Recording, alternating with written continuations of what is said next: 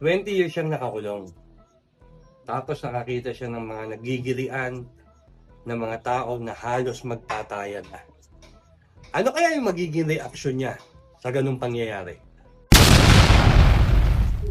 Baklang puta. Ang titigas ng tayo nyo. Kaya nyo bang panindigan yung mga tapang at angas nyo? Kaya nyo bang maranasan yung naranasan ko?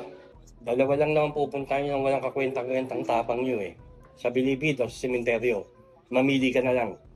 Hindi nyo kakayanin ang buhay doon. Pero kung hindi talaga kayo magpapawat mga utol, sige, sasabayan ko kayo.